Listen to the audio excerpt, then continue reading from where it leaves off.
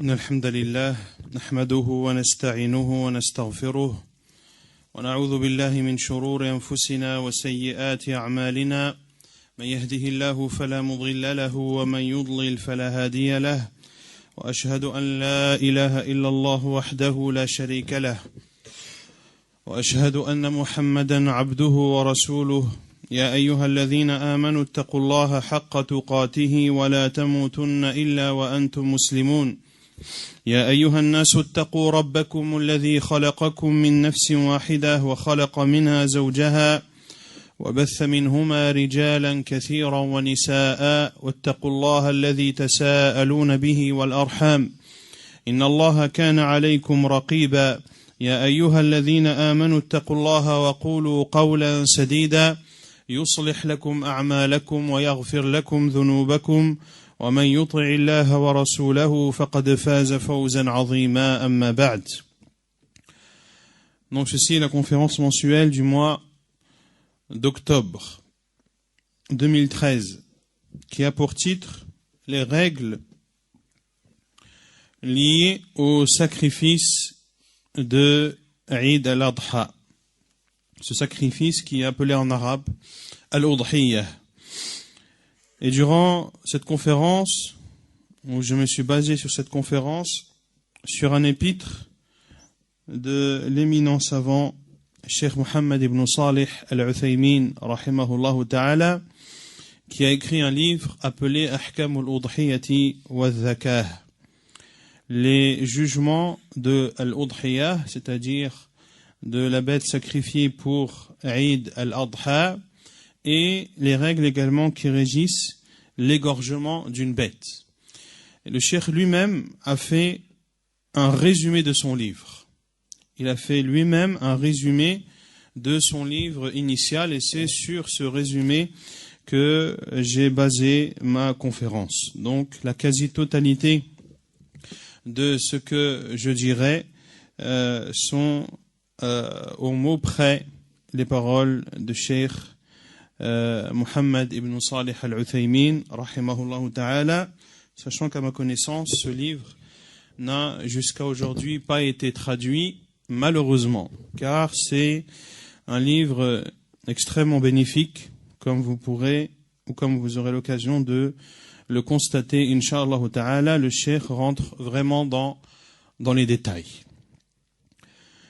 Et il est bon de temps en temps de faire des conférences scientifiques, des conférences ilmiyah, dans lesquelles on traite un sujet en profondeur, bien sûr, à la lumière du livre d'Allah et de la sunna du prophète, sallallahu alayhi wa alihi wa sallam.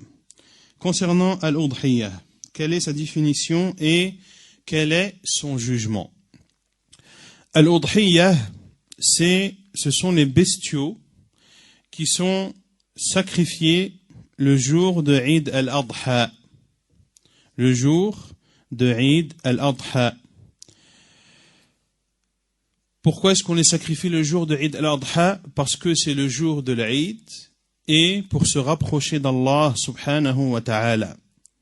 Et sacrifier la bête le jour de l'Eid fait partie des emblèmes de l'islam qui sont légiférés dans le Coran, dans la Sunnah, et ceci fait l'unanimité des musulmans. Allah subhanahu wa ta'ala dit dans Surat al-Kawthar فَصَلِّ لِرَبِّكَ وَانْحَرْ. Et il dit azza wa jal dans Surat al-An'am قُلْ إِنَّ صَلَاتِي وَنُسُكِي وَمَحْيَايَ وَمَمَاتِي لِلَّهِ رَبِّ الْعَالَمِينَ لَا شَرِيكَ لَهُ وَبِذَلِكَ أُمِرْتُ. والنسك هنا الذبح كما قاله سعيد ibn Jubayr rahimahullah. Allah Azza wa Jalla dit dans Surat al-Kawthar, et prie pour ton Seigneur et sacrifie pour lui. Et il dit aussi dans Surat al-An'am, subhanahu wa ta'ala, selon le sens, dit ma prière, mon sacrifice, ma vie et ma mort sont pour le Seigneur des mondes. Et un nusuk ici dans ce verset, cela signifie l'égorgement, comme l'a dit Saïd ibn Jubayr. Et dans le Sahih de l'imam al-Bukhari et Muslim, selon Anas, le prophète sallallahu alayhi wa sallam, Anas raconte, أن النبي صلى الله عليه وسلم ضحى بكبشين أملحين ذبحهما بيده وسمى وكبر ووضع رجله على صفاحهما. Anas rapporte, comme cela est cité dans les deux sahih, que sont les sahih de l'imam al-Bukhari et Muslim, Anas raconte que le prophète sallallahu alayhi wa sallam a sacrifié le jour de l'Eid 2 béliers, amlahayni, c'est-à-dire 2 béliers blancs avec des taches noires. Le prophète sallallahu alayhi wa sallam les a sacrifiés de sa main. Il a prononcé le nom d'Allah, il a dit Allahu Akbar et il a posé son pied sur le côté de leur cou, sur le côté du cou de chacun de ces béliers. Et l'on verra par la suite que la sunna, lorsque l'on égorge un mouton ou un bélier, c'est de poser son pied au niveau de son cou pour que son cou soit maintenu fermement afin que l'égorgement puisse se faire de la façon la plus rapide et la plus simple possible. Mais Bab al-Fa'ida, pourquoi est-ce que c'est appelé al-Udhiyah? Parce que, comme on l'a dit, c'est une bête qui est sacrifiée le jour de l'Eid, mais la sunna est d'égorger fi waqt ad-duha, au moment où, après que le soleil se soit levé. Car la sunna est d'accomplir la prière de l'Eid une fois le soleil levé. Et dans le hadith d'Abdullah ibn Umar, il dit que le prophète sallallahu alayhi wa sallam est resté 10 ans à Médine, 10 années dans lesquelles il a sacrifié le jour de l'Eid.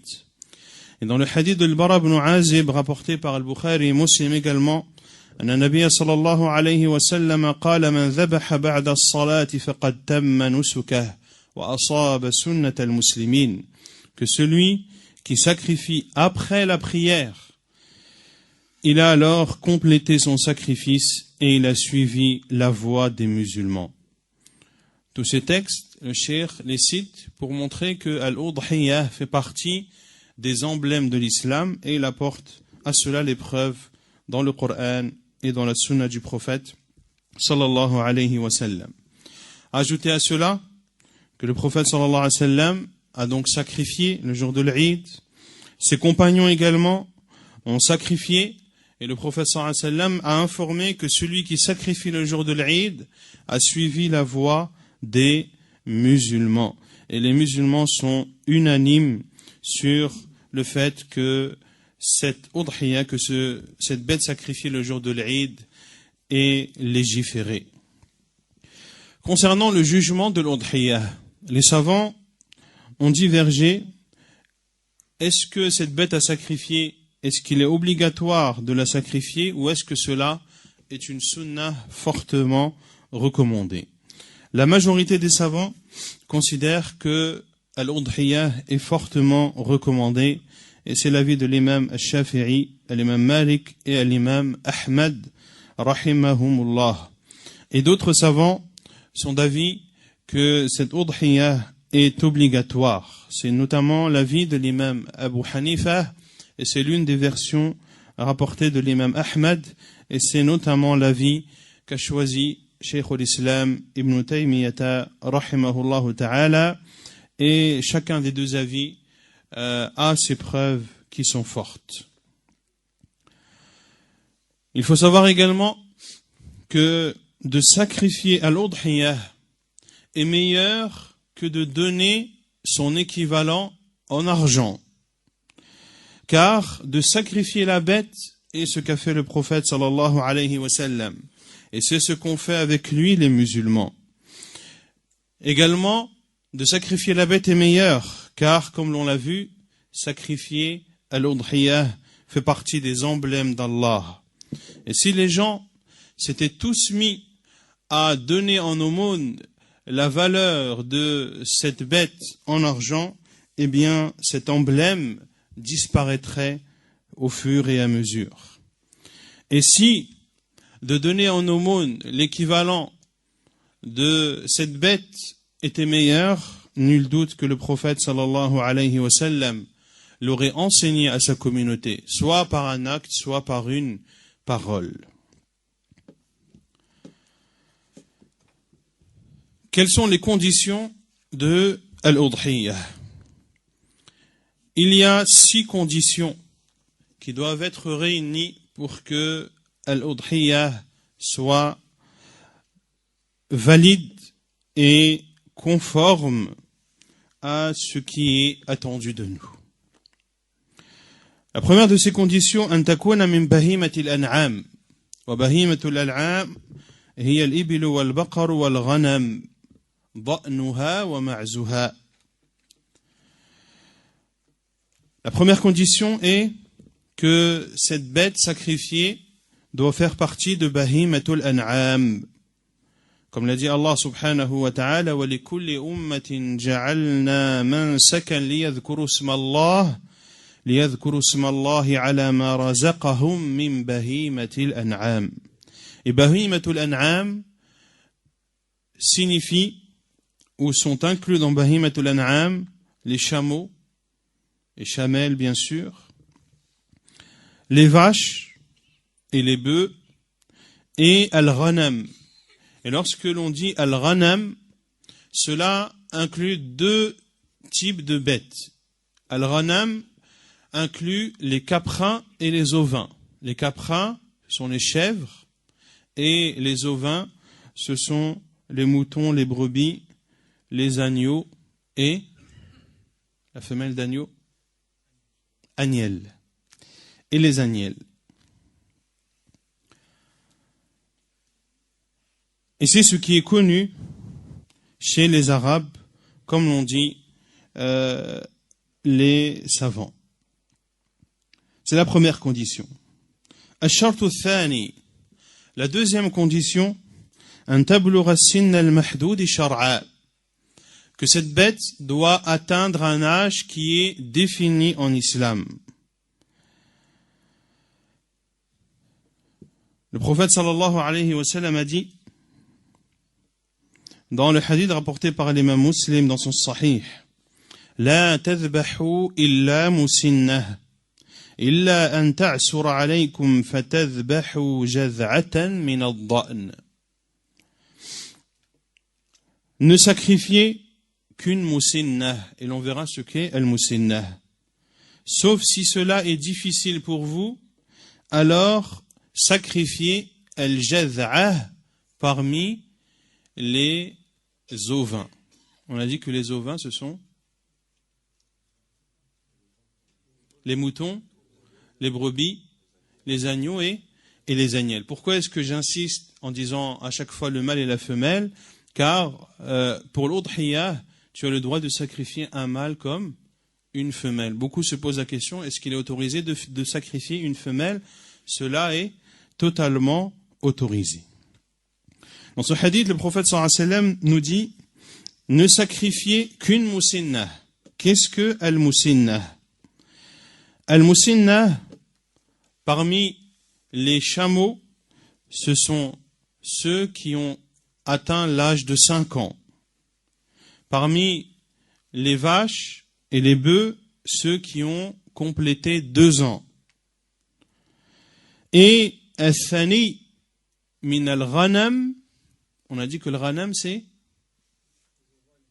les ovins et les caprins. Et parmi al-ghanam, il faut qu'ils atteignent 1 an. Il faut qu'ils atteignent 1 an. Et le prophète sallallahu alayhi wa sallam a dit,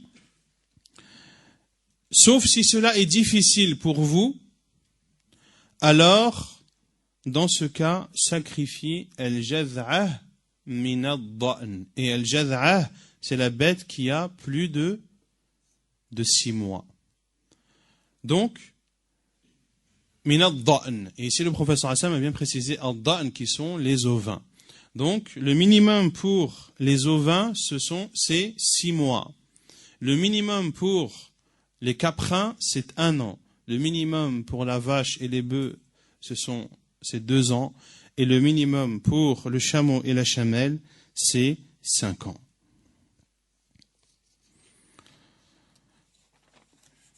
الشرط الثالث, la troisième condition. أن تكون خالية من العيوب المانعة من الإجزاء وهي أربعة. La troisième condition, la première condition, elle doit faire partie de Bahimatu al-An'am. La deuxième condition, cette bête doit atteindre l'âge prescrit et défini en islam. La troisième condition est que cette bête doit être exempte de défauts qui, lorsqu'ils sont présents, ne font pas de cette bête une udhiyah. Le premier de ces défauts, al-awaru al-bayyin.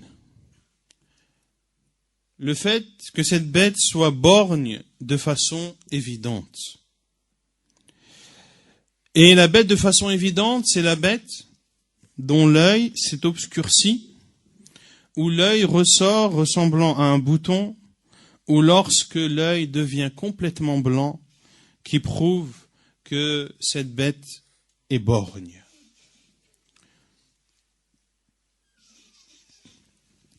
الشرط الثاني أو العيب الثاني الذي لابد أن تكون الأضحية خالية منه المرض البين.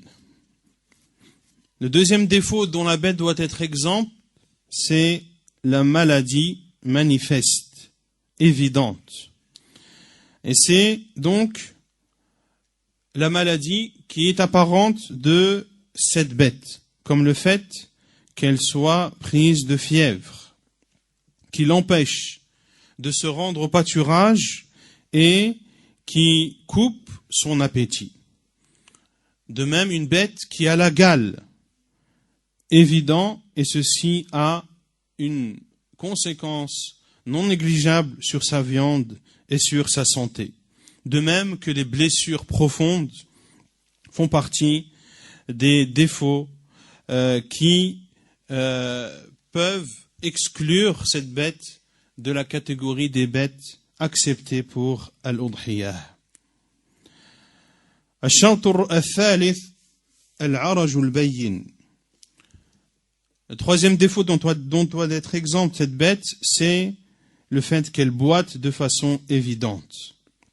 Et ceci concerne la bête qui boite de telle sorte qu'elle ne peut marcher et qu'elle ne peut suivre les autres bêtes qui sont saines. والأمر الرابع الهزال المزيل للمخ. Le quatrième défaut dont doit être exempte la bête, c'est le fait qu'elle soit maigre et faible. Maigre à tel point que ses os n'ont plus de moelle.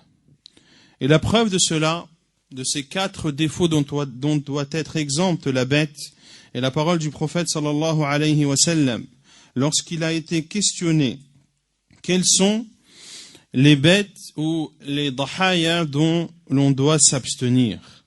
Et le prophète sallallahu alayhi wa sallam a dit arba'an, quatre, al-arja'u al-bayinu dhal'uha, wal-awra'u al-bayinu awaruha, wal-maridatu al-bayinu maraduha, wal-ashfa'u allati la tanqi.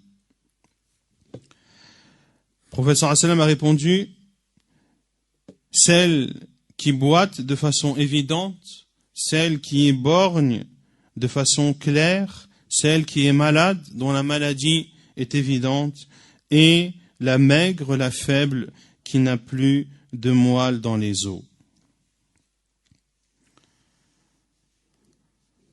Et dans le hadith de Al-Bara ibn Azib, le prophète sallallahu alayhi wa sallam a dit « Arba'un la tajuzu fil adahi » Quatre types de bêtes, il est interdit de les sacrifier pour al-udhiyah. Et le prophète sallallahu alayhi wa sallam de citer ces quatre défauts. Et Cheikh Ibn Uthaymin, rahimahullah ta'ala, dit que l'on ajoute à ces défauts les défauts qui sont similaires ou plus graves. Les défauts qui sont similaires ou plus graves. Et il cite, rahimahullah ta'ala, 6 défauts supplémentaires. Le premier de ces défauts est que cette bête soit aveugle. Car être aveugle est pire que que d'être borgne. Al-mabshoumah hatta tathlut wa yazulu anha al-khatar. Al-mabshoumah. Qu'est-ce qui sait ce que c'est qu'al-mabshoumah? Al-mabshoumah, c'est la bête dont le ventre a gonflé. En général, lorsque les bêtes, les ovins ou autres mangent notamment des dattes, eh bien, leur ventre gonfle et l'air ne peut sortir. Et ceci est dangereux pour la bête. Cela peut même la tuer. Et Cheikh, rahimahullah, dit « hatta tathlut », c'est-à-dire jusqu'à ce qu'elle aille au sel. Jusqu'à ce que cette bête aille au sel et que le danger s'écarte d'elle. Al-mutawallidatu, celle qui porte lorsque le fait de mettre bas est difficile pour elle, jusqu'à ce que le danger soit en soi écarté. La quatrième est celle qui a été atteinte de ce qui peut la tuer, comme le fait d'être étouffée, ou comme le fait de tomber d'un endroit élevé ou autre, jusqu'à ce que le danger soit écarté de cette bête. Cinquièmement, celle qui ne peut marcher. Et sixièmement, le cheikh de dire, celle dont l'une des mains ou l'un des pieds est coupé. Et en arabe, lorsque l'on parle des animaux, on parle des mains et des pieds. En français, on dit les pattes avant, les pattes arrière. En arabe, on est plus précis.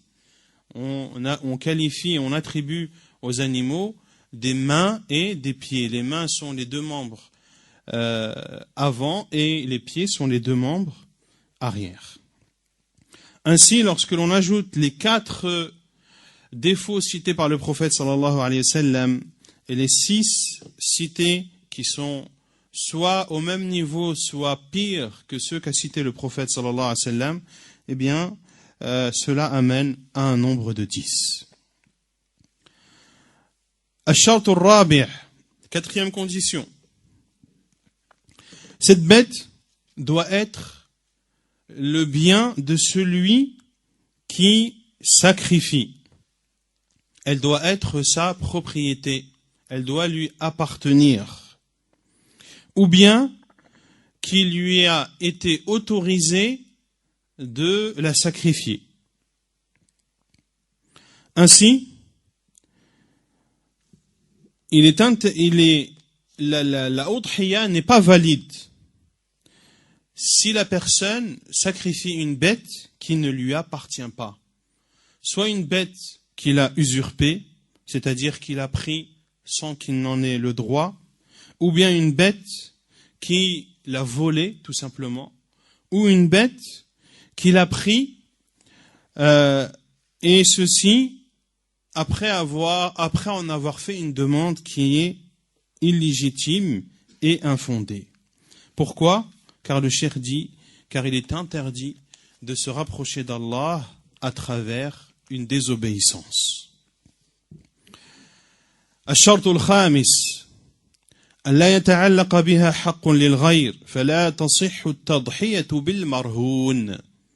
La 5e condition est que cette bête ne doit pas, ou la possession de cette bête ne doit pas être suspendue à une tierce personne. Et l'exemple que donne le cheikh, qu'il est interdit de sacrifier une bête pour al-udhiyah, une bête qui t'a été donnée en guise de caution. Tu as prêté de l'argent par exemple à quelqu'un et en guise de caution, il te donne un bélier. Tu n'as pas le droit de sacrifier ce bélier car ce bélier, la possession de ce bélier est suspendue à son propriétaire. Et ce ne sera ta propriété que lorsque cette personne ne t'aura pas remboursé de façon définitive. Et c'est tout le sens de la caution. الشرط السادس, la sixième condition est que cette bête doit être sacrifiée pendant le moment légiféré en islam. Et ce moment commence après la prière de l'Eid, le jour de l'Eid, jusqu'au coucher du soleil du dernier jour des jours de Tashriq. Les jours de Tashriq qui sont au nombre de 3. 3 jours après le Eid. Donc il y a le jour de l'Eid qui est le 10e jour de Dhul Hijjah, et Ayam al-Tashriq, les 3 jours de At-Tashriq sont le 11, le 12e et le 13e jour de Dhul Hijjah. Celui qui égorge avant que la prière ne se termine ou après le coucher du soleil du 13e jour, alors sa udhiyah n'est pas valide. La preuve est le hadith de Al-Bara ibn Azib, dans lequel le prophète sallallahu alayhi wa sallam a dit, et le hadith est rapporté par Al-Bukhari et Muslim, من ذبح قبل الصلاة فإنما هو لحم قدمه لأهله وليس من النسك في شيء. Il dit sallallahu alayhi wa sallam, celui qui égorge avant la prière, il n'a fait que présenter de la viande à sa famille, et ce n'est en aucun cas un sacrifice, c'est-à-dire de l'Eid. Et selon Jundub ibn Sufyan al-Bajali rahimahullah radiyallahu anhu, il dit shahadtu النبي صلى الله عليه وسلم قال من ذبح قبل أن يصلي فليعد مكانها أخرى. Et le hadith est rapporté par Al-Bukhari par Al-Bukhari et Muslim afwan.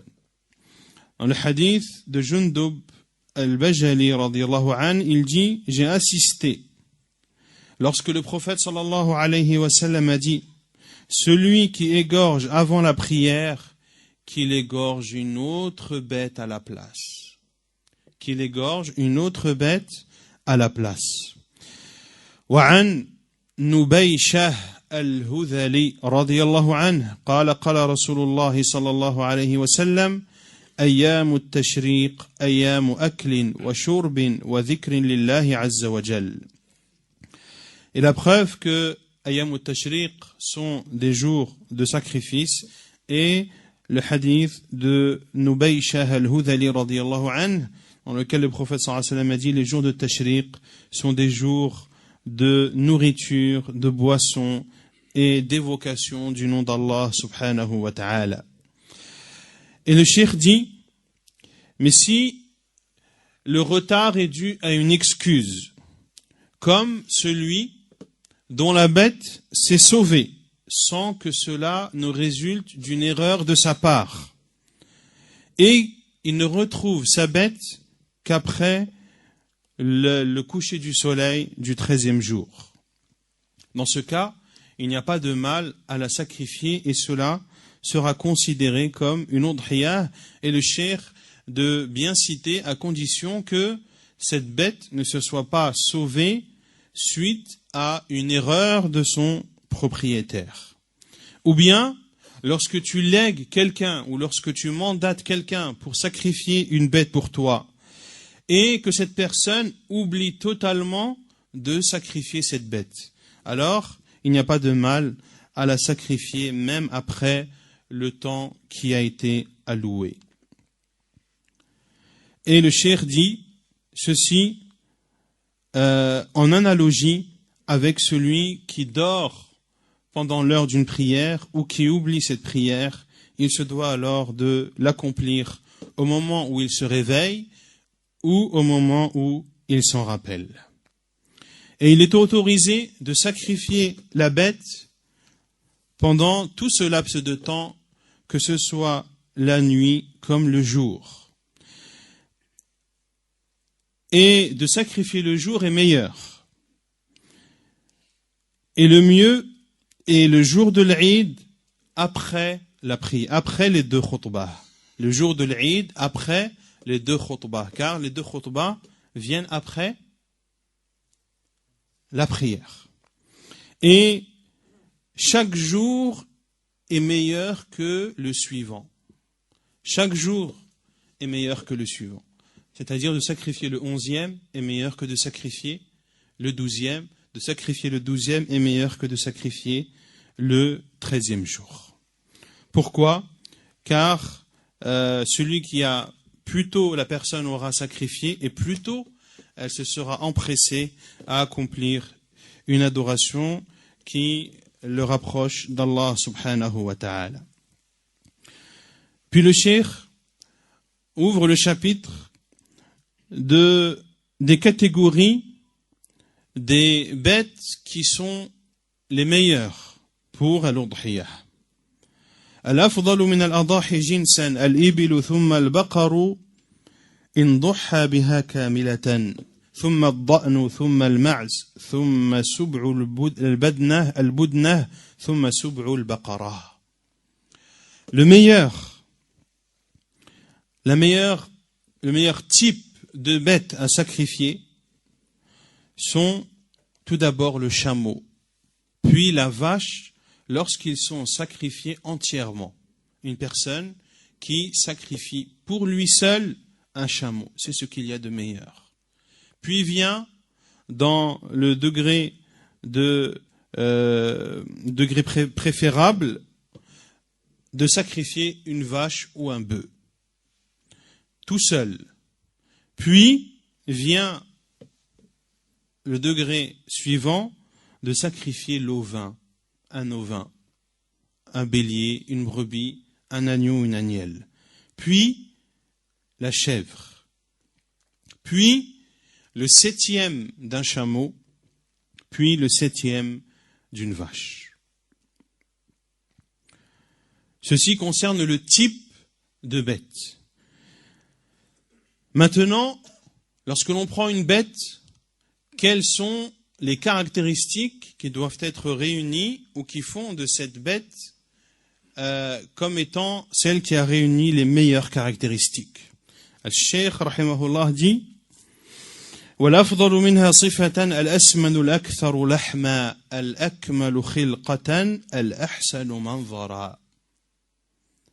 Et concernant la caractéristique de cette bête, le mieux est qu'elle soit grasse et qu'elle ait beaucoup de viande, qu'elle soit bien formée et qu'elle soit belle à voir. La preuve est le hadith de Anas ibn Malik radiyallahu anhu, que l'on a vu tout à l'heure, que le prophète sallallahu alayhi wa sallam كان يضحي بكبشين أقرنين أملحين والكبش العظيم من الضأن والأملح ما خالط بياضه سواد فهو أبيض في سواد. وعن أبي سعيد الخدري رضي الله عنه ضحى النبي صلى الله عليه وسلم بكبش أقرن فحيل يأكل في سواد وينظر في سواد ويمشي في سواد. Anas radiallahu anhu dit que le prophète sallallahu alayhi wa sallam sacrifiait 2 béliers qui avaient des cornes et qui étaient blancs avec des taches noires. Et le bélier est sans aucun doute parmi les ovins celui qui est le meilleur, car il est plus grand et la viande est meilleure. Wal amlah, et l'amlah c'est celui qui est blanc avec des taches noires. Et dans le hadith d'Abu Sa'id al-Khudri radiyallahu anhu, il dit que le prophète sallallahu alayhi wa sallam a sacrifié un bélier avec des cornes, un bélier reproducteur. Il mangeait dans du noir, il regardait dans du noir et il marchait dans du noir. Et les savants ont expliqué, il mangeait dans du noir, c'est-à-dire que le contour de sa bouche était noir. Il regardait dans le noir, les contours de ses yeux étaient noirs, et il marchait dans du noir, c'est-à-dire que le contour de ses pattes était noir et le reste de son corps était blanc.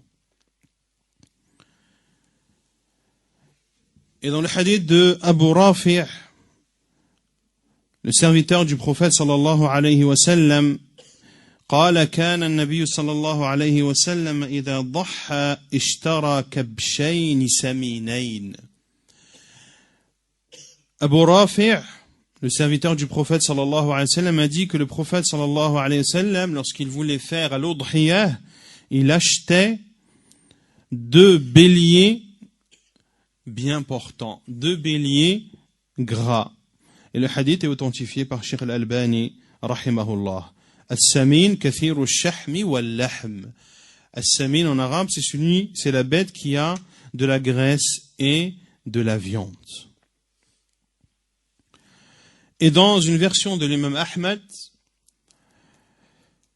ضحى النبي صلى الله عليه وسلم إذا ضحى اشترى كبشين سمينين موجوئين. Et dans la version de l'imam Ahmad, le prophète sallallahu alayhi wa sallam a sacrifié 2 béliers castrés. 2 béliers castrés.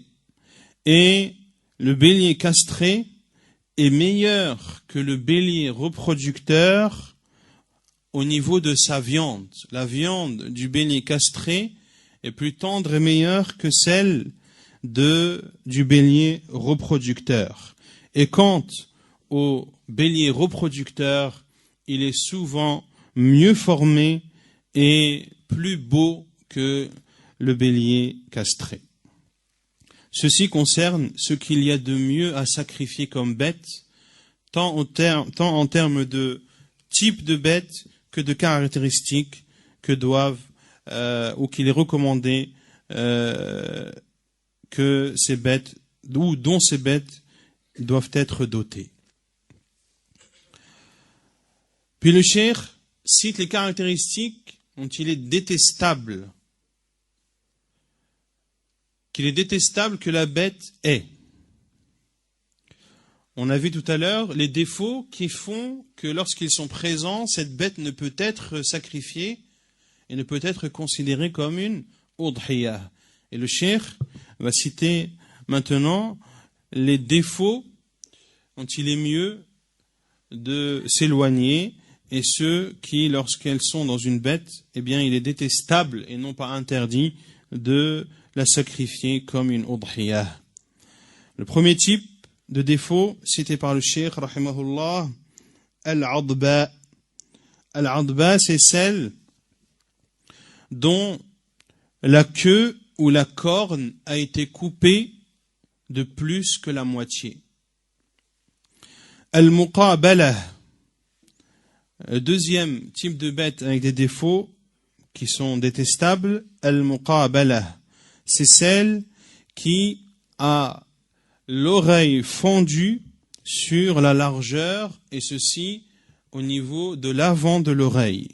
Al-mudabara, c'est celle qui a l'oreille fondue en largeur au niveau de l'arrière de l'oreille. Al-sharqa, c'est celle qui a l'oreille fondue en longueur. Et al-kharqa, c'est celle qui a l'oreille trouée ou perforée. La 6e, al-musfara, c'est celle dont l'oreille est coupée et qui laisse apparaître le tympan. Et il a été dit également que al-musfara, c'est la bête maigre, mais qui a tout de même de la moelle dans les os. Car on a vu que al-ashfa allati la tanqi, la bête maigre qui est maigre et faible à tel point qu'il n'y a plus de moelle dans ses os, que cela fait partie des défauts qui excluent cette bête du sacrifice. Pour Al-Eid, on dit bien pour Al-Eid, car si tu égorges cette bête pour autre que pour Al-Eid, si tu l'égorges pour autre que pour Al-Udhiyah ou pour Al-Hadi, eh bien cela est autorisé bien sûr. Le 7e défaut, détestable dans une bête, Al-Musta'salah, c'est celle qui n'a plus de cornes. Le 8e défaut, qui est détestable, Al-Bakhqa, c'est celle dont l'œil ne voit plus, mais reste intacte. Elle ne voit plus, mais l'œil est intact. Est-ce qu'elle est considérée comme une borgne? Oui ou non? Oui. Elle est borgne. Mais le prophète sallam a dit Al-awra al-bayyinu awaruha. La borgne dont le fait qu'elle soit borgne est évident. Cela est évident. C'est-à-dire ça se voit clairement. Et on a vu les détails qu'a donné le cheikh, soit parce que son œil est obscur, ou soit parce qu'il ressort ressemblant à un bouton, ou soit parce qu'il est blanc entièrement. Mais si son œil est intact, mais qu'elle ne voit pas avec celui-ci, elle est effectivement borgne, mais sa borgnité, si on peut dire comme ça, n'est pas évidente. Al-Mushayya'a, c'est celle qui ne peut suivre le reste du troupeau, qui peut suivre le reste du troupeau, mais se met toujours derrière. Elle ne peut pas suivre le reste du troupeau à la même allure que le troupeau, mais elle reste derrière.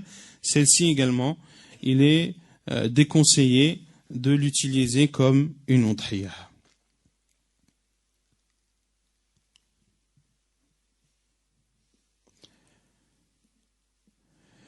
Et le cheikh dit qu'il y a d'autres choses qui peuvent être ajoutées à cela, parmi les caractéristiques détestables qui sont présentes dans une bête. Il dit, rahimahullah, al-batra min al-ibli wal-baqari wal-ma'z. C'est celle dont la moitié de la queue a été coupée, voire plus, parmi le chameau, la vache et al-ma'z, et la chèvre. Pourquoi? Car les savants disent que la queue pour le chameau, la vache et la chèvre n'est pas un élément essentiel. N'est pas un élément essentiel. Pour cela qu'il cite ensuite ma quti'a min al-yi'atihi. Et concernant al-aliyah, al-aliyah qui concerne dans la majorité du cas, si ce n'est tout le temps, les ovins. Les ovins, donc les moutons, les béliers, etc., certains ont une queue, d'autres n'ont pas de queue, mais ils ont, comment est-ce qu'on pourrait traduire ça? Une excroissance de graisse. Et les savants disent que cette excroissance de graisse qui se trouve sur le derrière de l'ovin a un bénéfice. Et lorsque la moitié, si plus de la moitié est coupée de ce type d'excroissance, eh bien, selon la majorité des savants, cette bête n'est pas considérée comme une udhiyah. Et si la moitié et moins a été coupée, ou si moins de la moitié a été coupée, alors cela reste détestable, mais non interdit pour une udhiyah. Également fait partie des caractéristiques détestables la bête dont les dents ou dont certaines dents sont tombées. Et si cette bête n'a pas de dents dès la naissance, cela n'est pas détestable. Également, il dit rahimahullah ma quti'a shay'un min halamati thadyiha.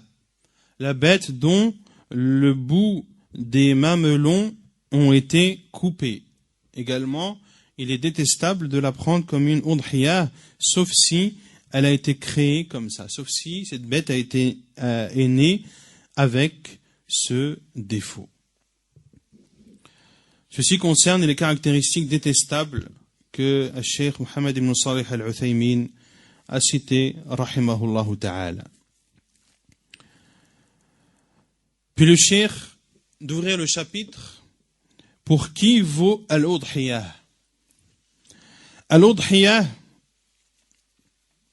parmi al-ghanam, et on a dit que le ghanam c'est les ovins et les caprins, valent pour un homme et sa famille et celui qu'il désire parmi les musulmans.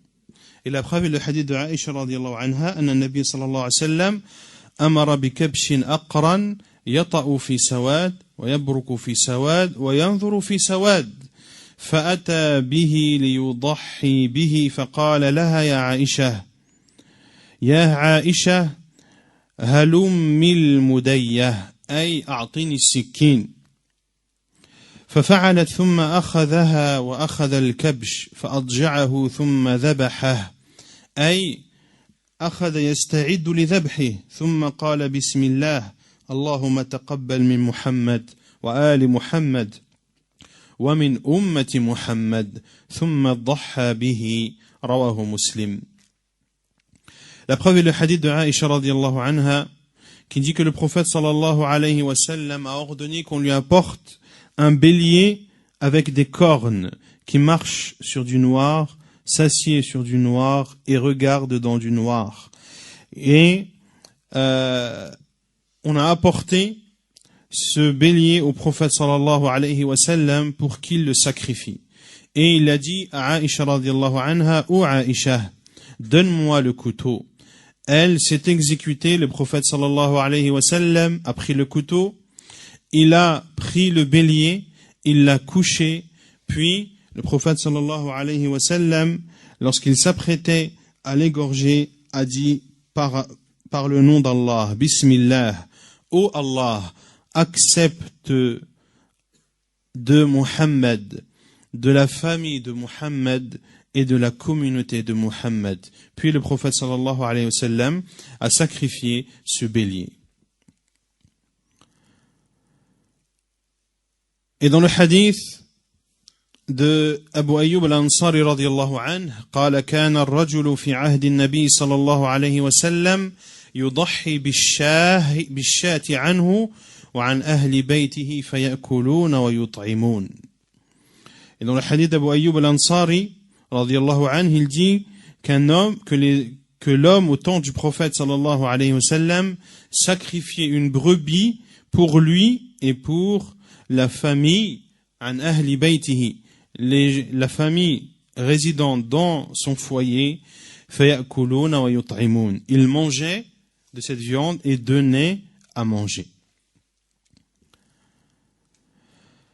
Donc, celui qui sacrifie un ovin ou un caprin, cela lui suffit pour lui et pour sa famille.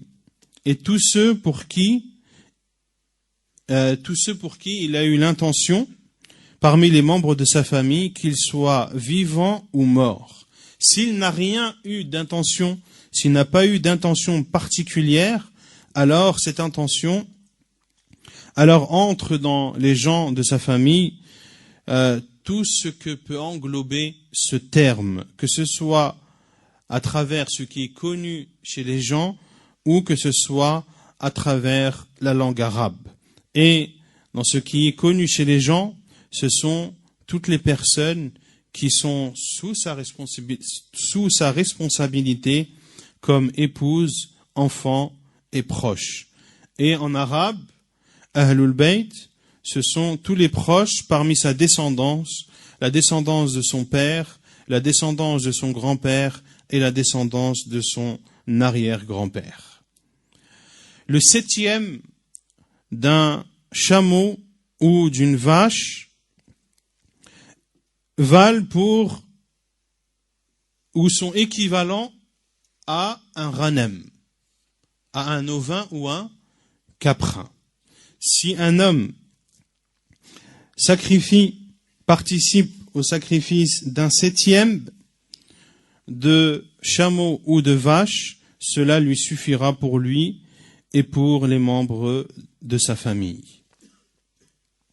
Car le prophète sallallahu alayhi wa sallam a considéré que le septième d'un chameau ou d'une vache a la même valeur qu'une brebis. Et ceci dans le hadi. Et le hadi, c'est la bête qui est sacrifiée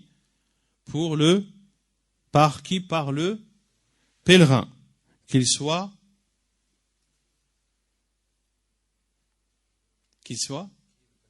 non, il est le pèlerin qui sont en quel type de rite? Al-mutamatti' wal-qarin. Al-mutamatti' wal-qarin, car al-mufrid, lui, ne sacrifie pas de bête. Et le cheikh dit, et cela est donc similaire et équivalent pour al-udhiyah, car il n'y a pas de différence entre al-udhiyah, le sacrifice de l'Eid, et al-hadi, le sacrifice du pèlerin, dans ce point.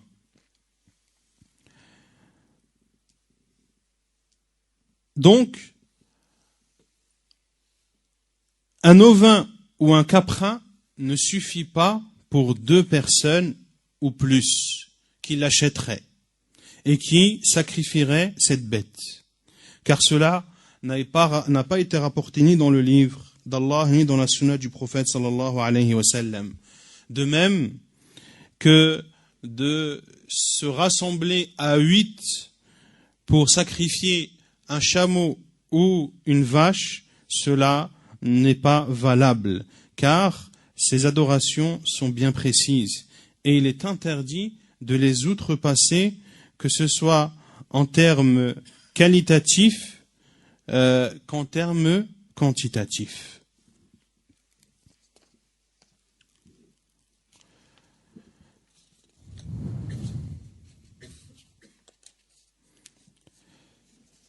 Puis le cheikh parle du sujet, à savoir ce que l'on mange de notre udhiyah et ce que l'on distribue.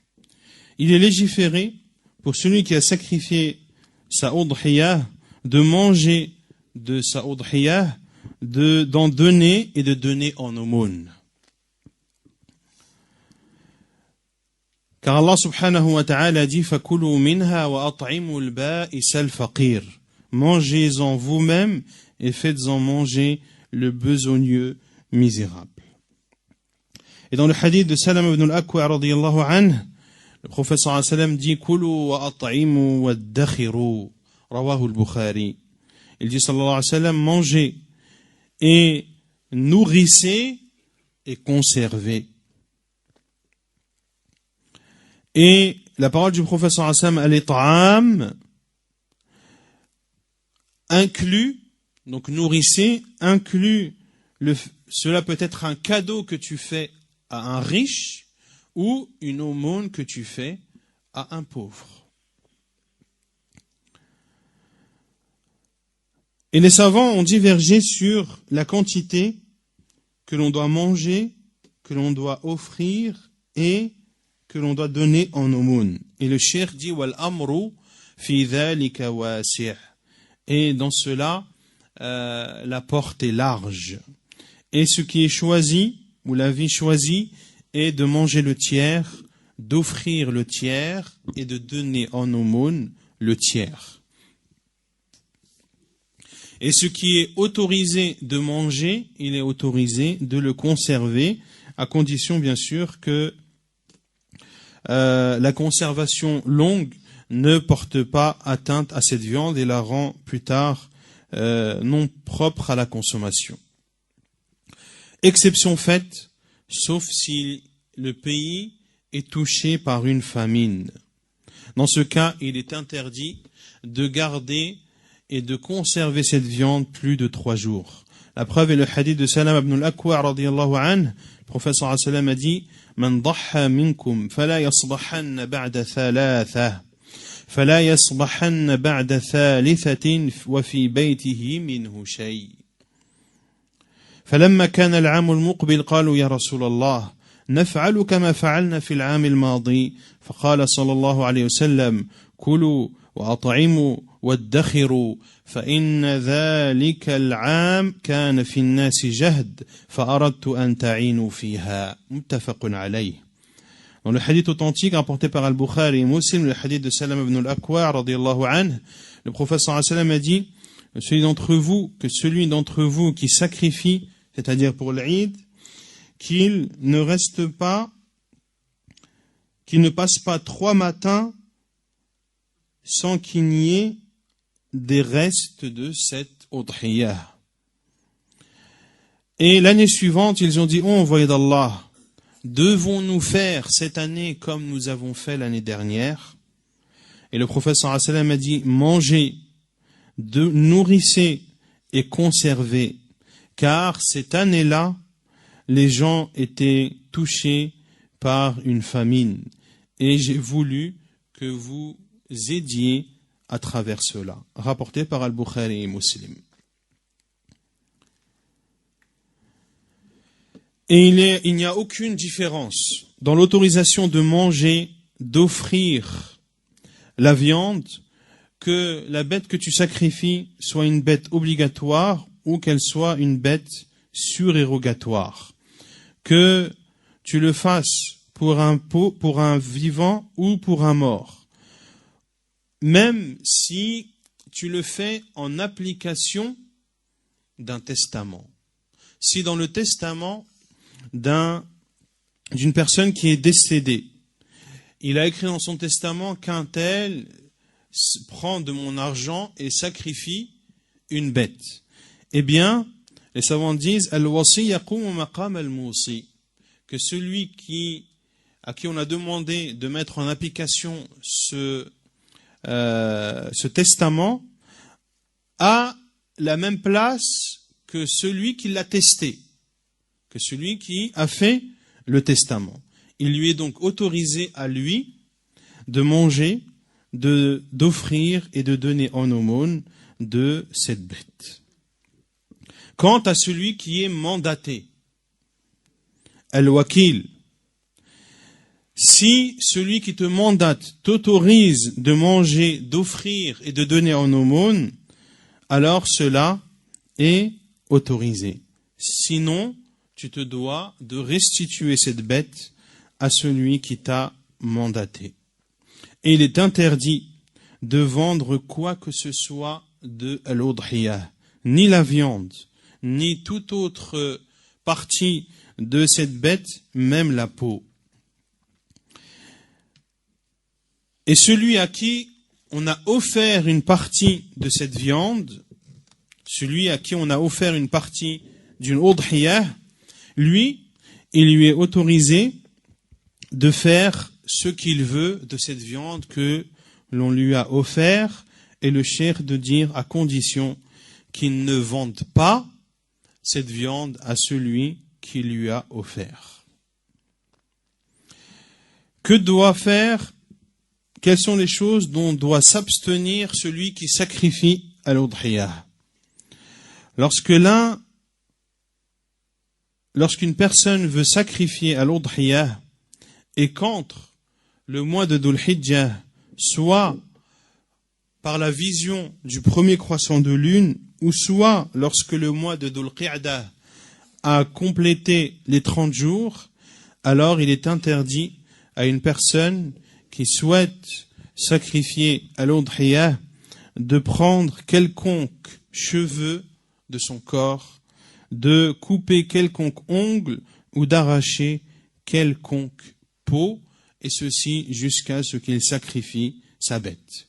Et pour information, le premier jour de Dhul Hijjah est demain. Nous sommes déjà dans la première nuit du mois sacré de Dhul Hijjah, comme cela a été annoncé par la Cour suprême d'Arabie Saoudite.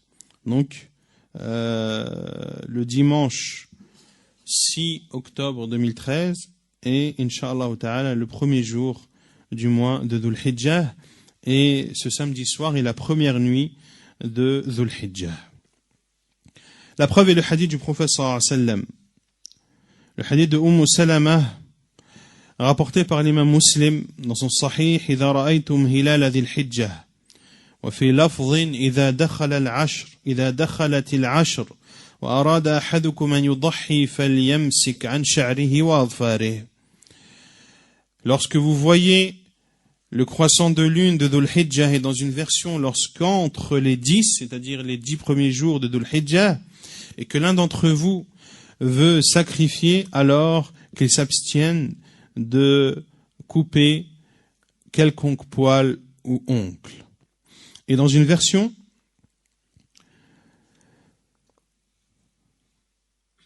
فلا يأخذ من شعره وأظفاره شيئا حتى يضحي وفي لفظ فلا يمس من شعره ولا بشره شيئا. Dans la première version, le professeur sallam cite clairement les poils et les ongles. Et ici, les poils, les savants disent, ce sont tous les poils du corps. Que ce soit les poils de la moustache, que ce soit les cheveux, que ce soit la barbe. Bien sûr, la barbe, vous connaissez tous le jugement de raser la barbe, ceci est interdit. Et de tailler la barbe, ceci est également interdit. Sauf si la personne taille sa barbe au-dessus ou les poils qui dépassent d'une poignée, al-qabdah. Quelle est la preuve de la peau? Qu'il est interdit d'arracher également de la peau. Et une des versions du hadith, فَلَا يَمَسْ مِنْ شَعْرِهِ وَلَا بَشَرِهِ شَيْئًا, et qu'il ne coupe de ses poils ou de sa peau rien du tout. Et al-bashara, les savants disent كَالظِّفْرِ وَالْجِلْد. Et celui qui a l'intention de sacrifier durant les 10 premiers jours, c'est-à-dire que il n'a eu la volonté de sacrifier une udhiya que par exemple le 5e jour de Dhul Hijjah, eh bien il doit s'abstenir de faire ses interdits à partir du moment où il a eu cette intention, et ce qu'il a pu faire auparavant ne lui sera pas pris en compte. Et la sagesse de cette interdiction est que celui qui fait al-udhiyah, parce qu'il a participé quelque part à ce que fait en partie le pèlerin, parmi les actes du pèlerinage, il y a le fait de sacrifier al-hadi. Et celui qui fait al-udhiyah participe quelque part à un des rites que fait le pèlerin, à savoir sacrifier une bête, et donc il participe également avec lui dans certaines interdictions, dans certaines particularités de l'état de l'ihram, et ces quelques particularités sont le fait que le pèlerin en état de sacralisation n'a pas le droit lui aussi d'arracher des poils de son corps, ni de couper ses ongles, et bien d'autres interdictions qui sont effectives pour le pèlerin en état de sacralisation. Et ce jugement, c'est-à-dire l'interdiction de couper des poils du corps, les ongles ou d'arracher de la peau, ceci est un jugement qui concerne celui qui sacrifie et non celui pour qui l'on sacrifie. Et ici, lorsque l'on dit celui pour qui l'on sacrifie, c'est-à-dire les membres de la famille de celui qui sacrifie. Car on a dit que la bête sacrifiée vaut pour l'homme qui sacrifie, mais pour les membres de sa famille. Et cette interdiction, ou ces interdictions, concernent celui qui sacrifie.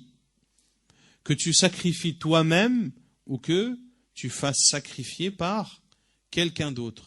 Au final, c'est toi qui a fait la udhiyah. Même si tu ne l'as pas égorgé, mais c'est toi qui as acheté cette udhiyah. Cette udhiyah t'appartient. D'accord? Donc, tu es considéré comme avoir fait le sacrifice. Ainsi, que tu égorges toi-même ou que quelqu'un d'autre égorge pour toi, il t'est interdit pendant les 10 premiers jours de Dhul Hijjah jusqu'à ce que la bête soit sacrifiée, de faire les interdits précédemment cités. Et le cheikh dit, et celui qui a l'intention de faire al-udhiyah et coupe une partie de ses poils, de ses ongles ou de sa peau, il doit faire le repentir à Allah. Et il ne doit plus recommencer. Et il n'y a pas d'expiation à faire. Et cela ne l'empêche pas de faire sa udhiyah comme le pense la masse des musulmans. Et si il fait un de ces interdits par oubli ou par ignorance, ou si un poil tombe sans que cela n'était volontaire, il n'y a point de mal à cela. Et si il a besoin de couper un poil ou de couper un ongle cassé par exemple, qui lui fait mal et qui le dérange, eh bien, il n'y a pas de mal à cela. Puis le cheikh cite les règles qui régissent l'égorgement.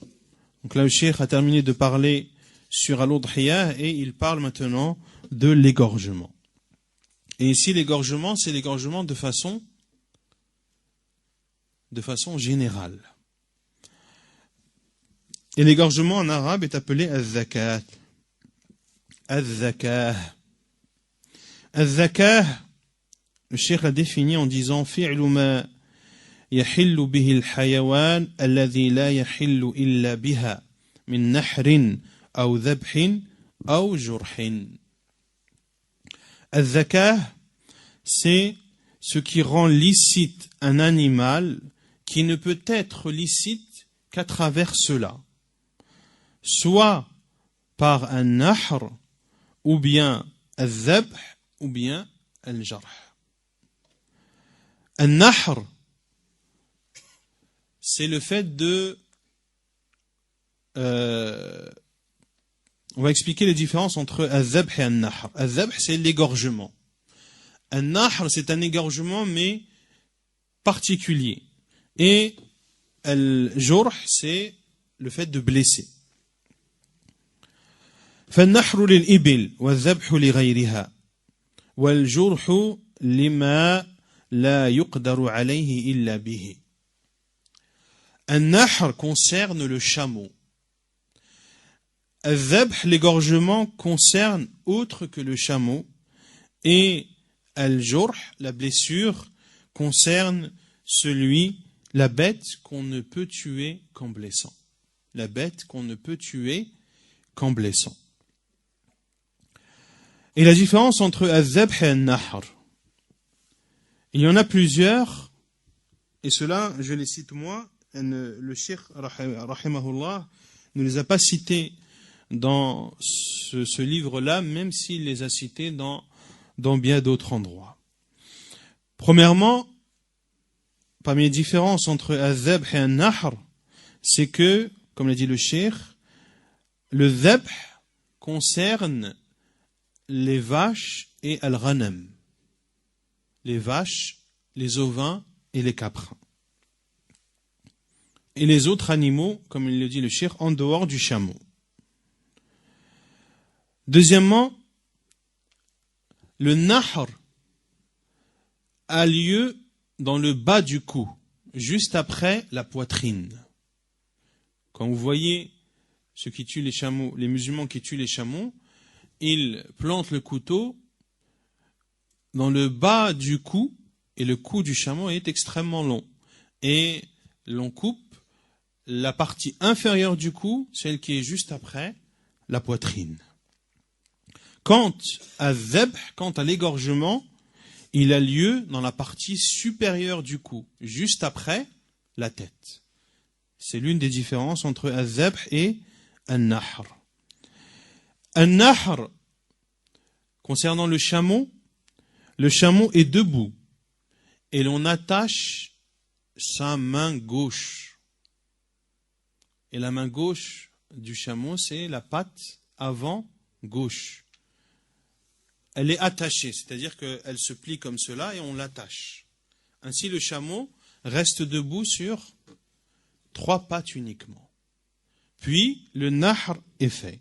Quant au dhabh, on couche la bête sur le côté gauche. Et l'on verra que le cheikh dit, la sunna c'est de coucher la bête sur le côté gauche, de mettre son pied sur son cou et de l'égorger, sauf pour celui qui est gaucher.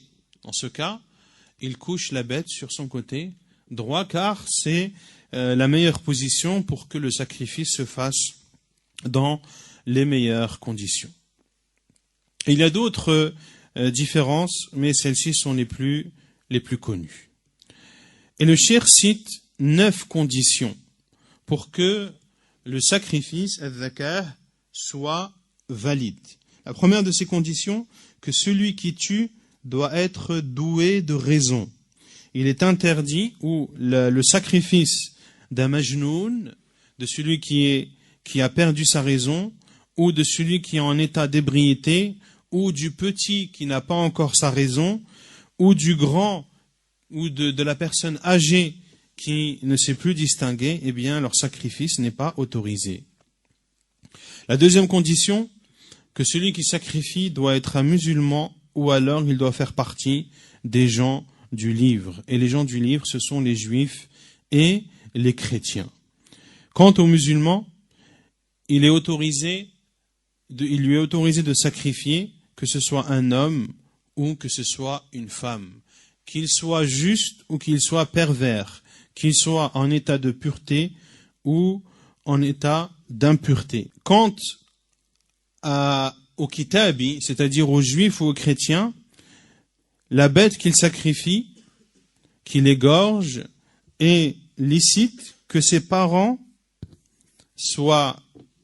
fassent partie des gens du livre ou non.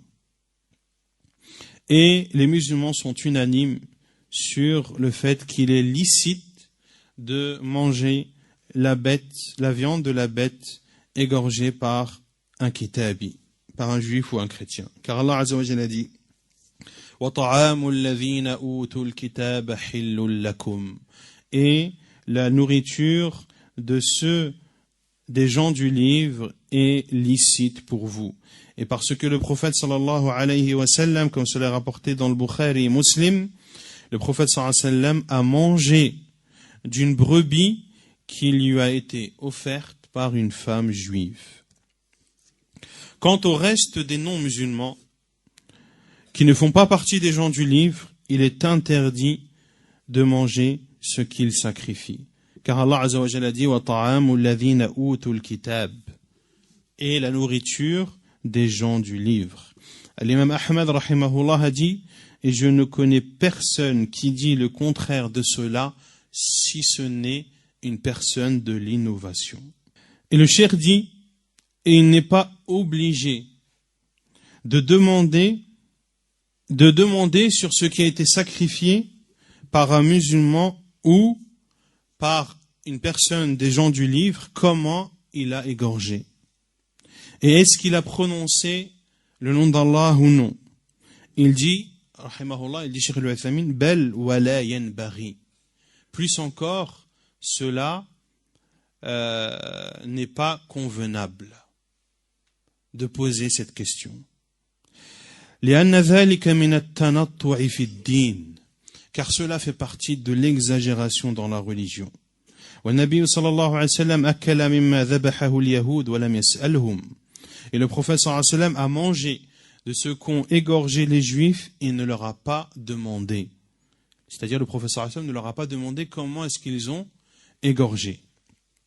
وفي صحيح البخاري وغيره عن عائشة رضي الله عنها أن قوما قالوا للنبي صلى الله عليه وسلم إن قوما يأتوننا بلحم لا ندري أذكر اسم الله عليه أم لا قال سموا عليه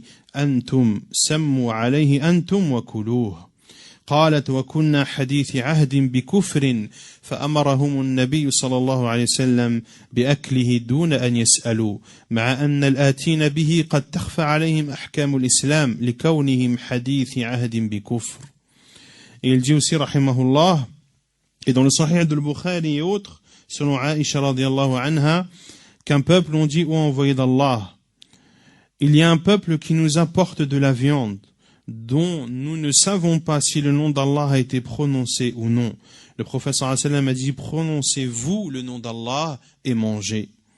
Elle a dit à Aïcha, et il faisait partie, et il n'y a pas si longtemps qu'ils étaient dans la mécréance. Et le prophète sallallahu alayhi wa sallam leur a ordonné de manger sans poser de questions, sachant que ceux qui étaient venus à lui, sallallahu alayhi wa sallam, étaient convertis récemment.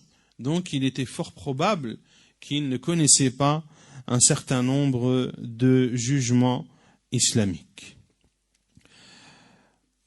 Ash-shart al-thalith, la troisième condition, que le sacrifice soit voulu, car le sacrifice nécessite une intention. Et celui qui n'a pas l'intention de tuer cette bête, avec l'intention de la tuer d'une façon légiférée qui la rendra licite, alors celle-ci n'est pas licite pour lui. Et le cheikh donne un exemple. Comme celui qui est attaqué par une bête et l'égorge pour se défendre uniquement. Il égorge cette bête, mais il ne l'égorge pas pour la rendre licite et la manger. Il l'égorge pour se défendre. Ash-shart al-rabi', la quatrième condition. Allah yakuna adh-dhabhu li ghayri Allah. Que le sacrifice ne doit pas être fait pour autre qu'Allah. Car s'il est fait pour autre qu'Allah, cette bête est illicite. Comme celui qui sacrifie une bête en guise de reconnaissance envers une statue, ou pour donner de l'importance à un défunt dans sa tombe, ou celui qui sacrifie une bête pour montrer l'importance d'un roi ou autre. La cinquième condition, Allah yusammi alayha ismu ghayrillah. Il ne doit pas prononcer un nom autre que le nom d'Allah. Comme celui qui dit par le nom du prophète, ou par le nom de Jibril, ou par le nom de telle ou telle chose autre qu'Allah. S'il fait cela, eh bien cette bête est illicite. Et Al-Cheikh dit rahimahullah wa in dhakara ismallahi ma'ah, même si il cite le nom d'Allah avec, même s'il dit par le nom du prophète et d'Allah, par un tel et Allah, eh bien cette viande est illicite. Ash-shart al-sadis an yadhkura ismallahi ta'ala 'alayha fayaqulu 'inda tadhkiyatiha bismillah لقوله تعالى فكلوا مما ذكر اسم الله عليه إن كنتم بآياته مؤمنين. La sixième condition est qu'il doit prononcer le nom d'Allah au moment où il la sacrifie, en disant Bismillah. Et la preuve est la parole d'Allah Azza wa Jalla dans Surat Al-An'am, le verset 118, et manger de ce sur quoi le nom d'Allah a été prononcé si vous êtes véritablement croyants en ces signes. Et la preuve également est la parole du prophète sallallahu alayhi wa sallam, ma anhara ad-dam wa dhukira ismullahi alayhi fakulu. Ce qui effuse le sang et sur lequel le nom d'Allah a été cité, alors mangez. Le hadith est authentique rapporté par Al-Bukhari dans son Sahih. Et le cheikh fait une remarque extrêmement importante en disant, et il n'y a pas de différence entre celui qui délaisse le fait de prononcer le nom d'Allah de façon volontaire ou par oubli ou par ignorance. Car le verset est général. Allah Azza wa Jalla dit dans Surat Al-An'am, le verset 121, وَلَا تَأْكُلُوا مِمَّا لَمْ يُذْكَرِ اسْمُ اللَّهِ عَلَيْهِ. Et ne mangez pas ce sur quoi le nom d'Allah n'a pas été cité. Donc, lorsque l'on sacrifie une bête et que l'on ne dit pas Bismillah, que tu ne le dises pas volontairement, ou que tu ne le dises pas par oubli, ou que tu ne le dises pas par ignorance, dans tous les cas, cette viande est illicite. Et le cheikh, rahimahullah, dit لأن النبي صلى الله عليه وسلم جعل التسمية شرطا في الحل والشرط لا يسقط بالنسيان والجهل. Car le prophète sallallahu alayhi wa sallam a fait de cette tasmiya, de dire bismillah, une condition pour la licéité de cette viande. Et la condition ne peut être exempte par un oubli ou par une ignorance. Et il donne un cas similaire, rahimahullah, en disant: si cette personne tuait cette bête sans effuser le sang, par oubli ou par ignorance, est-ce qu'elle serait licite pour lui ou pas? Une personne qui tue une bête sans que le sang n'effuse, il la tue avec une pierre par exemple, en ne sachant pas que de tuer une bête avec une pierre rend cette bête illicite. Est-ce que le fait qu'il ne le savait pas, ou le fait qu'il ait oublié, est-ce que cela rend cette bête licite? C'est la même chose pour la tasmiya.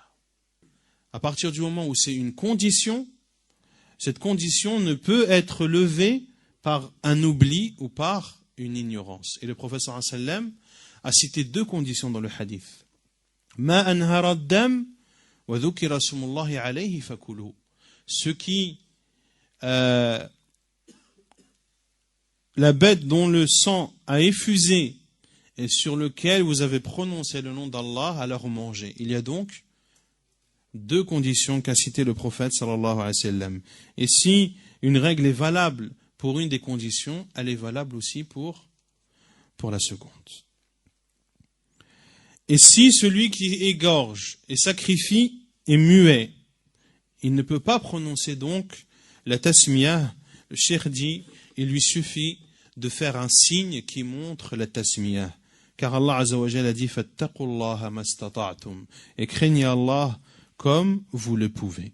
La septième condition est que le sacrifice doit être fait avec un objet tranchant qui effuse le sang. Que cet objet tranchant soit de fer, de pierre ou de verre ou autre. Car le prophète sallallahu alayhi wa sallam a dit ما أنهر الدم وذكر اسم الله عليه فكلوا ما لم يكن سنا أو ظفرا وسأحدثكم عن ذلك أما السن فعظم وأما الظفر فمدى الحبشة. Le prophète sallallahu alayhi wa sallam a dit, ce qui effuse le sang et sur lequel le nom d'Allah a été prononcé, alors mangez, tant que ce n'est pas une dent ou un ongle. Tant que ce n'est pas une dent ou un ongle, c'est-à-dire avec quoi vous avez sacrifié. Et le prophète sallallahu alayhi wa sallam de dire, et je vais vous parler de cela. Quant aux dents, ce sont des os.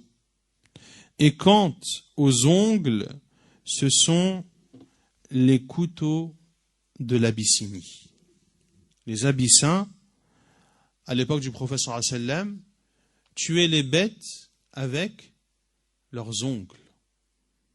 Et les Abyssins étaient, à l'époque du prophète sallallahu alayhi wa sallam, des chrétiens. Et les savants ont donné deux explications à ce hadith. Soit, ce qui est voulu, c'est que Al-Habasha étaient des chrétiens, or il est interdit aux musulmans de ressembler aux non-musulmans.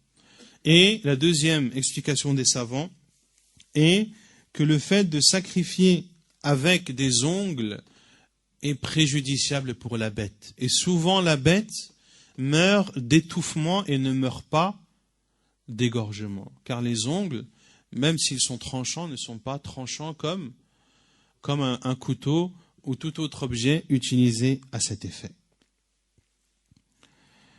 Puis le cheikh cite, rahimahullah, la preuve qu'il est autorisé de sacrifier avec un objet tranchant issu de pierre. La preuve est le hadith rapporté par Al-Bukhari et Muslim, anna jariyatan li Ka'b ibn Malik, qu'une servante de Ka'b ibn Malik radiyallahu anhu كانت ترعى غنما له بسلع. Elle guettait un troupeau de ghanam, donc le ghanam c'est les ovins et les caprins, Bisal, et Sal c'est une montagne connue à Médine. Elle a vu une brebis parmi les ghanam qui mourait. Elle a alors cassé, فكسرت حجرا فذبحتها به. Elle a alors cassé une pierre et elle a égorgé cette brebis avec cette pierre brisée. فذكروا ذلك للنبي صلى الله عليه وسلم فأمرهم بأكلها. Et ils ont cité cela au prophète sallallahu alayhi wa sallam qui leur a ordonné de manger cette brebis. Et si la bête est tuée par autre qu'un objet tranchant, elle est illicite, comme le fait de l'étrangler ou comme le fait de l'électrocuter ou autre jusqu'à ce qu'elle meure. Et si il fait cela, c'est-à-dire s'il l'égorge, s'il l'étrangle, ou si il lui fait un autre mal, comme le cheikh a cité l'électricité ou autre, et qu'il l'égorge comme il se doit, alors que cette bête est toujours vivante, alors cette bête devient alors licite. Et le cheikh donne 2 signes pour connaître et pour déterminer qu'une bête est toujours vivante. Le premier signe est que la bête bouge. Tant qu'elle bouge, elle est vivante. Deuxièmement, que le sang rouge circule rapidement dans ses veines. Ceci est également une preuve que cette bête est toujours vivante. On a dit qu'il y avait combien de conditions? 9. La 8e condition,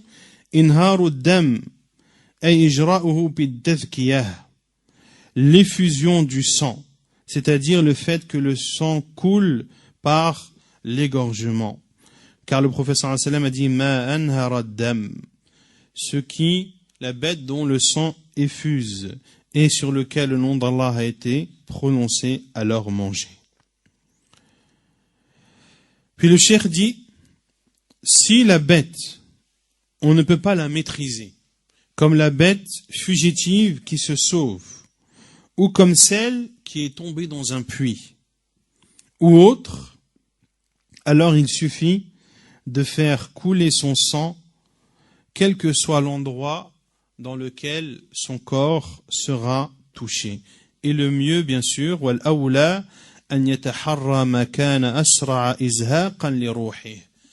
le mieux, bien sûr, est de choisir l'endroit dans lequel tu vas blesser cette bête que tu ne peux égorger de façon normale, comme le cheikh l'a cité en donnant quelques exemples, eh bien, de choisir l'endroit de son corps qui fera écouler le plus de sang et donc tuera cette bête de la façon la plus souple. لأنه أريح للحيوان وأقل عذابا, car cela est meilleur pour la bête et cela la châtie le moins possible. Et si l'animal est maîtrisable, alors il est obligatoire que de faire effuser son sang de son cou, en sectionnant les 2 veines jugulaires. Al-Wajjain en arabe. Et le cheikh dit ce sont 2 veines, 2 grosses veines qui longent l'œsophage. Et le mieux, dans le sacrifice, donc le minimum que dit le cheikh, c'est de couper les 2 veines jugulaires. Et le mieux est de couper avec ces 2 veines jugulaires la trachée. La trachée qui est la voie à travers laquelle passe l'air. Et al-mari, qui est l'œsophage. Donc, les 2 veines jugulaires longent la trachée et non l'œsophage.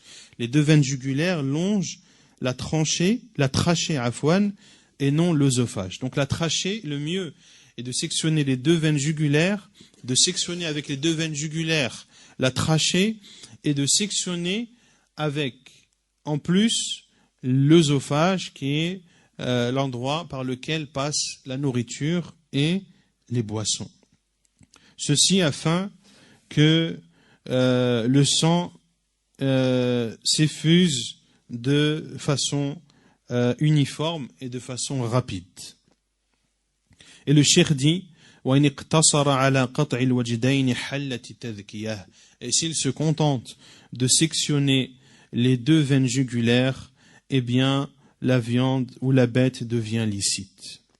الشرط التاسع, la 9e condition, أن يكون المذكى مأذونا في ذكاته شرعا فأما غير المأذون فيه فنوعان. Neuvième condition est que la bête que l'on sacrifie, qu'il soit autorisé de la sacrifier juridiquement en islam. Et les bêtes qui ne sont pas autorisées sont de deux sortes. La première, celles qui sont interdites par le droit d'Allah, كَصَيْدِ الْحَرَمِ وَالْإِحْرَامِ, comme les bêtes qui vivent dans la terre sacrée. Il est interdit de les tuer.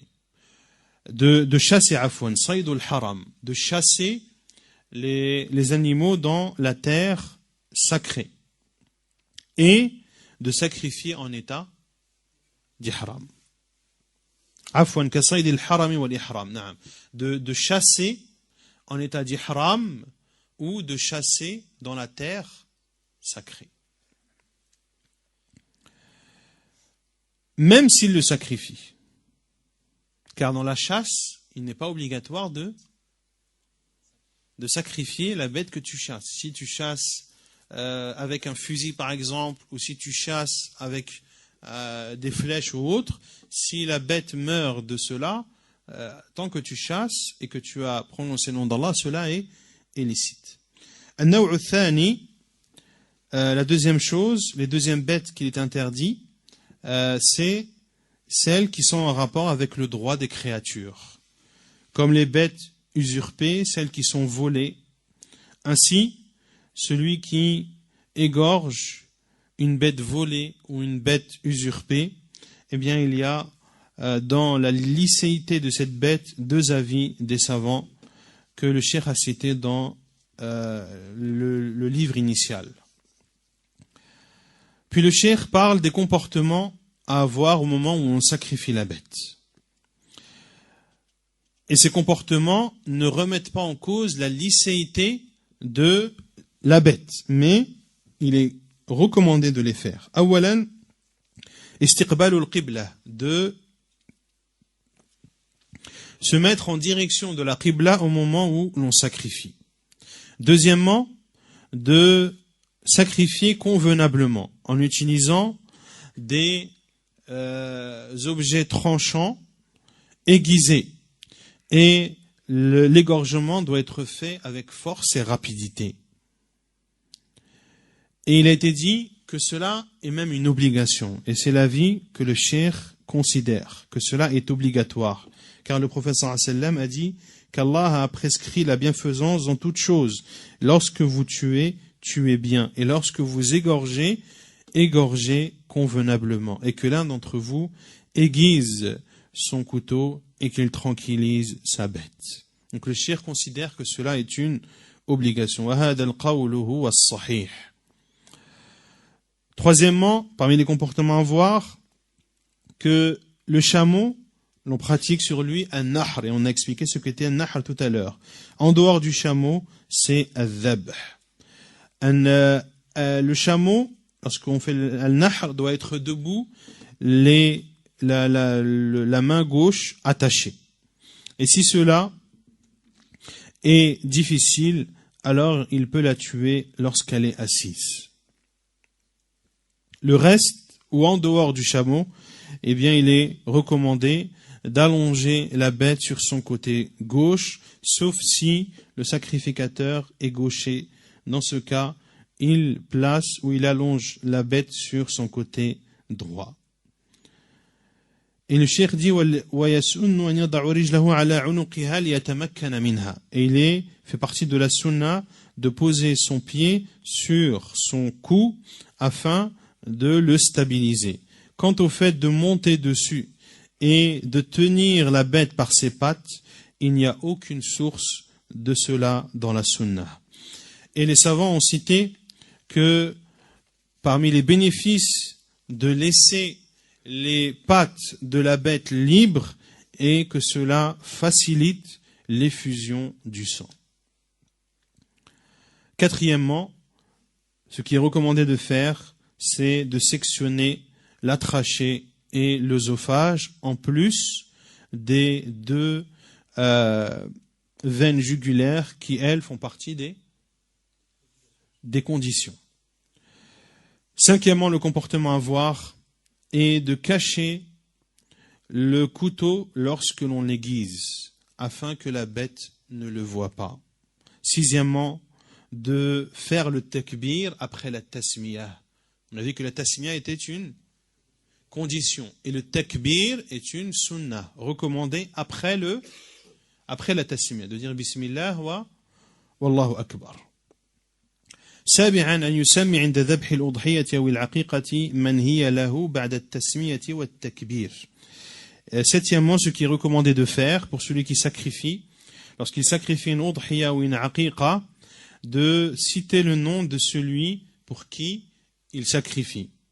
Après avoir cité le nom d'Allah et le takbir, il demande à Allah que cela soit accepté en citant son nom. Il donne le cheikh un exemple en disant Fayaqul Bismillah wallahu akbar Allahumma minka walak. Oh Allah, cela provient de toi et cela est pour toi. Car la bête, elle provient d'Allah. C'est un rizq, une pourvoyance qu'Allah t'a accordée. Et tu la sacrifies pour Allah.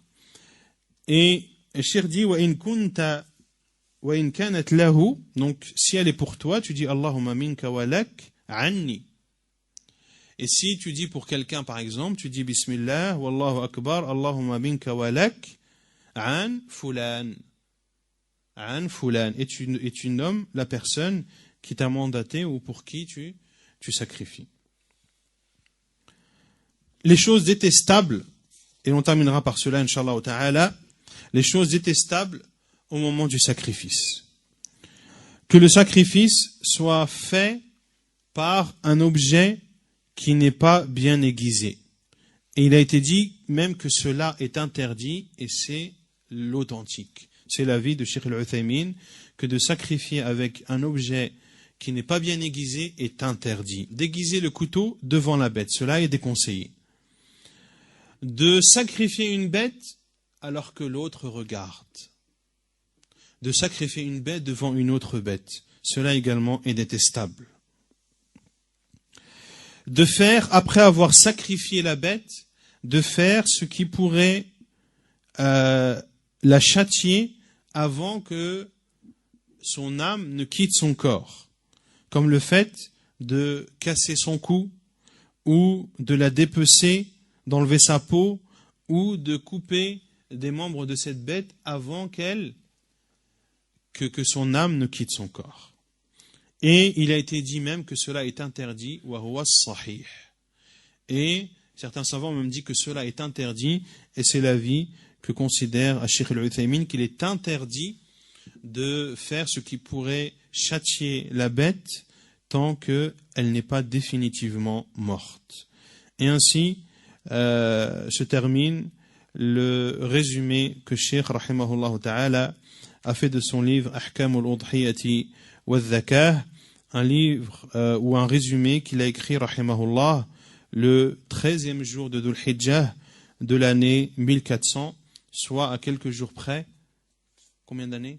34 ans. Donc ça fait 34 ans que Cheikh Al-Uthaymin rahimahullah a écrit cette lettre, et 34 ans après, les musulmans en profitent toujours, et sa science parcourt l'ensemble de la planète, et nous demandons à Allah Azza wa Jal de lui pardonner ses fautes et de l'élever en degrés et de faire que sa tombe soit un jardin parmi les jardins du paradis. Ainsi le musulman se doit de connaître la valeur des savants et d'invoquer Allah subhanahu wa ta'ala en leur faveur. Wallahu a'lam wa sallallahu wa sallam wa baraka ala nabiyyina Muhammad wa ala alihi wa sahbihi ajma'in wa akhiru da'wana anil hamdulillahi rabbil alamin.